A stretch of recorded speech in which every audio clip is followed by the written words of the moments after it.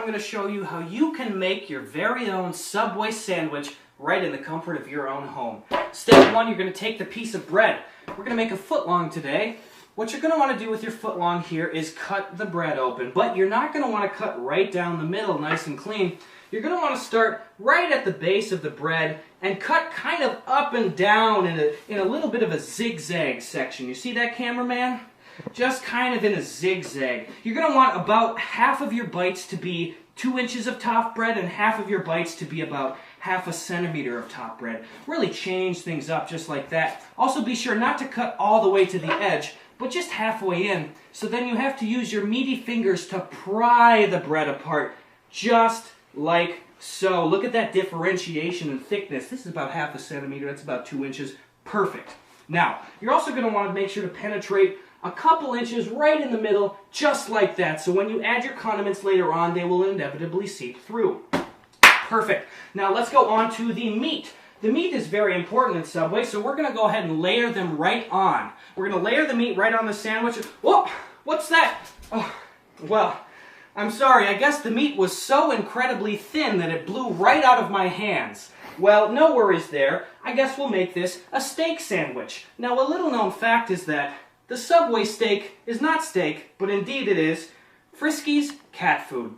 Tastes just the same. Pop that cat food right open. Smells like Subway. And just go ahead, he's getting that camera guy right here, go ahead and layer that right on. Perfect. Now you're going to not want to go all the way to the edges. You're going to want to have about 2 inches on each side of a plain bread bite. Absolutely beautiful. Now it's time for the cheese, the mozzarella cheese. A little known secret is that Subway mozzarella cheese and all of its other cheeses are not cheese. Indeed, they're in fact a composite cardboard substance. So just cut up any U.S. postal box and you'll be set to go. Now you're going to want to go ahead and get this toasted. So you can just stick it in any consumer primary oven right here. But the most important part here is once you stick it in the toasting oven, like so, you're going to want to make sure that for the duration of the toast, you look up and to the left at a 45-degree angle, not making eye contact with the customer or house guests for any amount of time. So let's go ahead and start. Beep.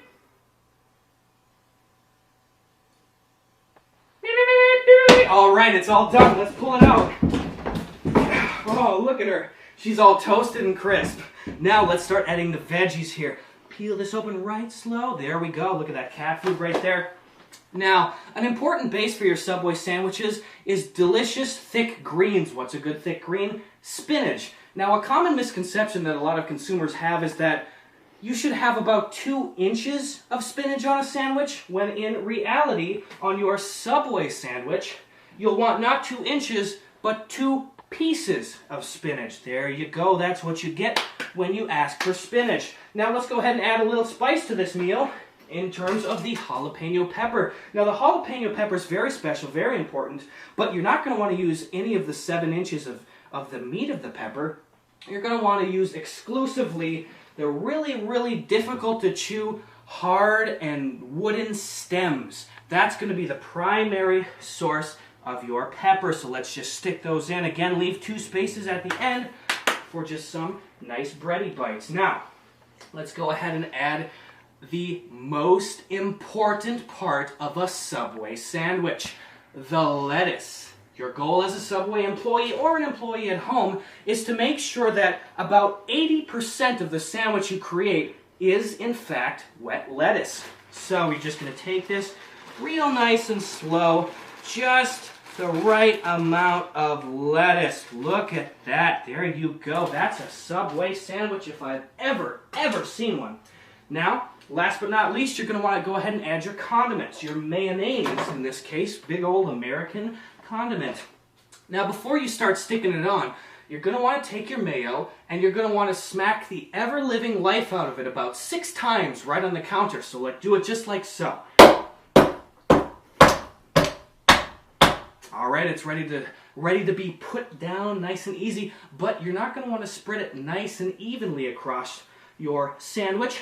You're going to want to go ahead and take one single thin strip and lay it down right along the crease of the sandwich, like so. not to the edges, just one tiny, tiny thin strip right along the middle of the bread, just like so. Look at that, we got a little collateral damage here. Now comes time to fold it. You're going to want to turn it around just like so, and let the customer really watch as you struggle to push all this in. Now is when it's really appropriate to let about 40% of the lettuce and ingredients to just spill out the front like so. Make sure to tear the top of the bread just like this to result in an infuriating sandwich experience. Now you're going to take out your knife right here, nice and sharp, and now you're going to render this foot-long sandwich not into two 6-inch subs, but into about a 9-inch sub and a 3-inch sub. So here's about right where we're going to cut through the sandwich. Looks like we got a little piece of post office cheese popping out here. All right, we're just about done.